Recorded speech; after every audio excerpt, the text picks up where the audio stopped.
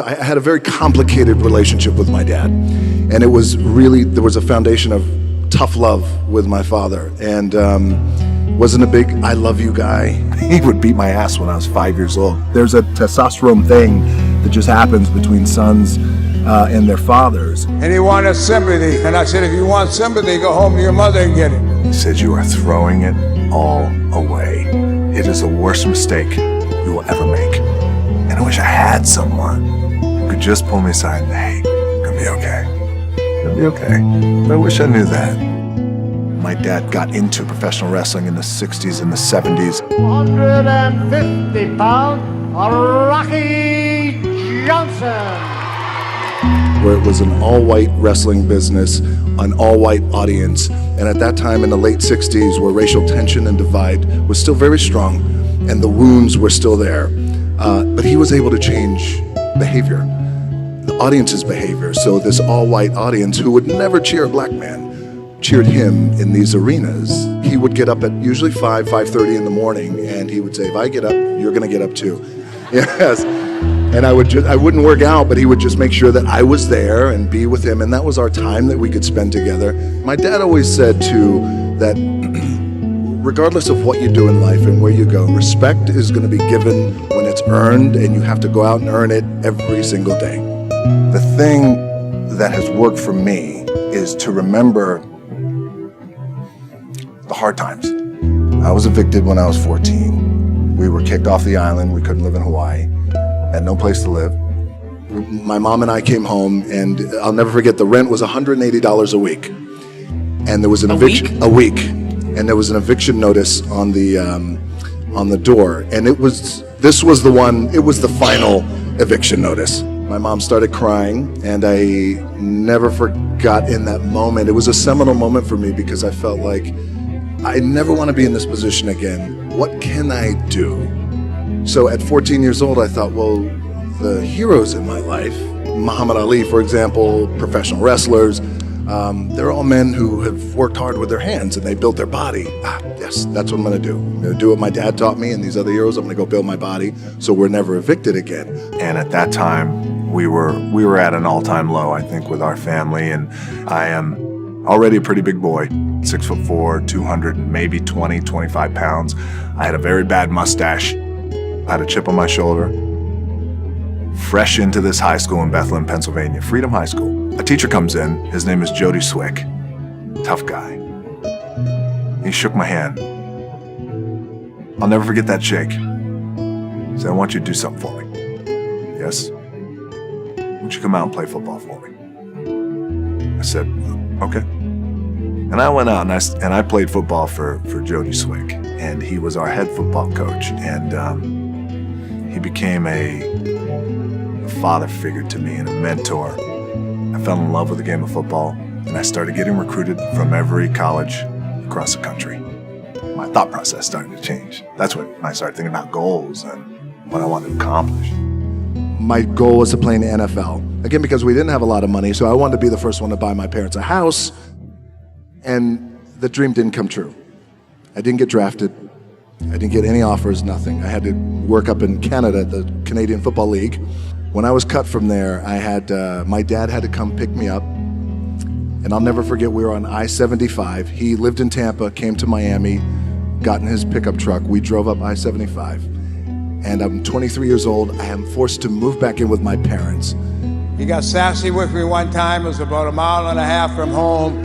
And he wanted sympathy, and it was pouring down rain. And I said, if you want sympathy, go home to your mother and get it. And I wish I had someone at that time who could just pull me aside and, hey, it's gonna be okay. After about a month and a half of staying in that little apartment and cleaning, I got a phone call from the head coach of the team who cut me, the head coach of the Calgary Stampeders. He called me and he said, hey, I know we cut you, but I'd like you to come back. I said, okay, I appreciate that, coach. Thank you very much. I'll think about it. He said, okay, great. I hung up the phone, and my dad said, you're gonna do it, right? I said, no, I don't think so. And he goes, what? I said, my gut tells me I'm done. He said, what are you gonna do? I took a deep breath. I said, "I'd like to get into the business." He said, "What business?" I said, "The wrestling business." He said, "You are throwing it all away. It is the worst mistake you will ever make." He said, "You're ruining your career." At that time, we were living in a small apartment in Tampa, Florida, and he said, "Look around. This is what I have. I don't have anything. And I don't want that for you." I said, "Maybe I'll be no good. But I feel like in my heart I have to do this." Oh, you get goosebumps listening to this crowd. I was the hottest heel in the company. And things were on fire. Correct me if I have any of this wrong. You bought your mom a house for Christmas. I did. 12/18.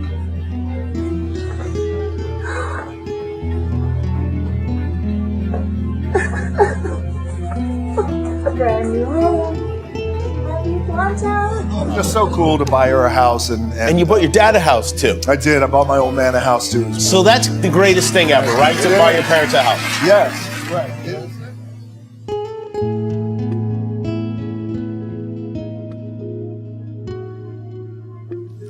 Now we're shot. I wish I had one more shot, just to say goodbye, say I love you, say thank you. Rocky the Soul Man Johnson passed away. He passed away on January 15th, and we just buried him a few days ago. And I didn't get a chance to say the things that I wanted to say, or I wish he would have said the things to me, the important, critical things that anchor us that I didn't get from him. But then the birth of a child and what that does, and the lens perspective that just shifts, it's the greatest thing that I have ever experienced in my life. My daughters taught me how to be more caring and more sensitive and more selfless. Yeah. My dad loved me with the small capacity in which he was capable of. So the relationship that I had with my dad was a relationship that was appropriate at that time. My dad was on his own when he was 13 years old, homeless and in the streets. It just gives me a real perspective now that I'm older and a dad myself, on the tough love that I got. So because for years, and I know a lot of my friends, a lot of guys out there's a testosterone thing that just happens between sons and their fathers. Very important to heal, to make sure that we come back to gratitude for what I was able to have with him. What the soul man, my dad, was able to accomplish during his career was no small feat. I remember night after night watching him perform all over the country, being awed by his quickness, by his agility. He was an amazing performer. And for Dwayne, for everything you've done for me. You made me proud by continue our family wrestling legacy. But I will say this from the bottom of my heart, and I love him very much. He's my son, and he always will be. And I'm very proud of him. The thing that has worked for me is to remember the hard times. And I just remind myself, I was evicted when I was 14. We were kicked off the island. We couldn't live in Hawaii. Had no place to live. I would remember that, and it allows me then to be present in the moment and understand, holy shit, this stuff I have around me right now, this is the shit that I dreamed of when I was a kid. I am here. I try and find a way to be grateful for every single thing I have, every single day. Wins, losses, loved ones, you name it. My life wasn't always this way. It was much different many moons ago. So these days I'm grateful to the bone for everything. The other thing is hunger. You always hear people say, well, it's about being number one, about being at the top. Or how about this? You're always going to find somebody out there who's going to work harder. Well, I don't know that. That might be bullshit. But I know no one is going to be hungrier than I am. It's one thing to be hungry. It's another thing when you're starving for greatness and starving for success. And I love that because it immediately clicked. It's in my DNA. I know what it's like to operate every single day, regardless of the success that I've been a lucky son of a bitch to achieve. I operate every day as if I'm starving. If you're going through some hard times, you got to hold on to that fundamental quality of faith and hard work, because on the other side of those hard times is something better, is a better life.